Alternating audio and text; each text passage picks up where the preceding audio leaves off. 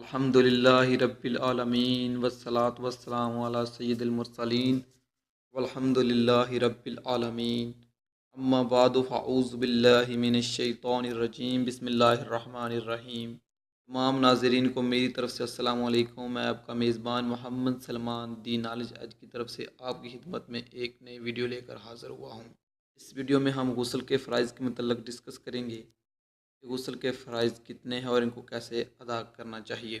Video start करने से पहले मेरी आपसे गुजारिश है, अगर आपने हमारे इस यूट्यूब चैनल को अभी तक सब्सक्राइब नहीं किया तो प्लीज़ सब्सक्राइब कर लीजिए, साथ साथ बेल आइकन को प्रेस कर दीजिए। इसका फ़ायदा ये होगा कि जब भी हम कोई वीडियो अपलोड करें तो आपको उसका नोटिफिकेशन चला जाएगा और आप हमारी वीडियो कभी नहीं मिस कर पाएंगे। तो चलिए वीडियो स्टार्ट करते हैं। गुस्ल के 3 फ़राइज़ हैं। नंबर 1 कुल्ली करना, नंबर 2 नाक में पानी चढ़ाना और नंबर 3 तमाम ज़ाहिरी बदन पर पानी बहाना। आइए अब हम इनको बारी बारी डिस्कस कर लेते हैं। नंबर 1 पे आता है कुल्ली करना। आखिर कुल्ली क्या है, कुल्ली करने का क्या तरीका है, पहले हम उसको डिस्कस कर लेते हैं। मुंह में थोड़ा सा पानी लेकर पिच करके डाल देने का नाम कुल्ली नहीं, बल्कि मुंह के हर गोशे, होंठ से हलक की जड़ तक हर जगह पानी बह जाए। इसी तरह दाढ़ों के पीछे, गालों की तह में, दांतों की खिड़कियों और जड़ों और ज़ुबान की हर करवट पर, बल्कि हलक के किनारे तक पानी बह जाए। रोज़ाना हो तो गुरारा भी कर लीजिए, क्योंकि गुरारा करना सुन्नते नबी सल्लल्लाहु अलैहि वसल्लम है। और इसके बाद अगर आपके दांतों में छालिए के दाने या बोटी के रेशे वगैरह हों तो इनको छुड़ाना ज़रूरी है और उन जगह पर पानी बहाना भी ज़रूरी है। हाँ, अगर छुड़ाने में कोई ज़रर या नुकसान का अंदेशा हो तो मुआफ़ है।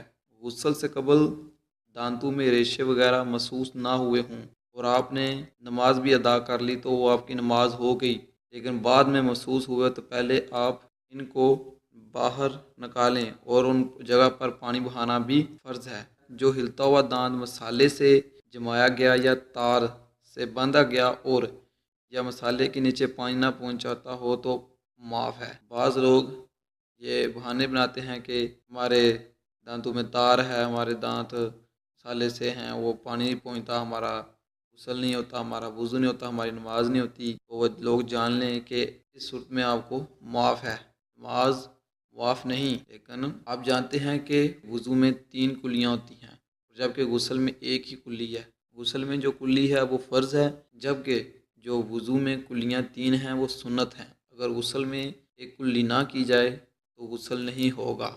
जबकि नंबर 2 पे आता है नाक में पानी चढ़ाना। जल्दी जल्दी नाक की नोक लगा लेने से काम नहीं चलेगा, बल्कि जहाँ तक नरम जगह है यानी 7 हड्डी के शुरू तक धुलना लाजमी है। और आप पानी को सूंघकर ऊपर खींचिए और आप के नाक में पानी 7 हड्डी तक पहुँच जाएगा।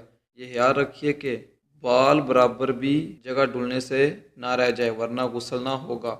अगर नाक में रीढ़ सूख गई हो तो इससे निकालना भी फ़र्ज़ है, अगर ना निकाला जाए तो गुस्ल ना होगा। नंबर 3 पे आता है तमाम ज़ाहिरी बदन पर पानी बहाना, यानी सर के बालों से लेकर पाँव के टखनों तक जिस्म के हर पुर्जे और हर रोंगटे पर पानी बह जाना ज़रूरी है। जिस्म की बाज़ जगह ऐसी हैं जहाँ पर पानी नहीं बहता, अगर एहतियात ना की जाए तो। सल्लु अला हबीब सल्लल्लाहु ताला मुहम्मद सल्लल्लाहु अलैहि वसल्लम।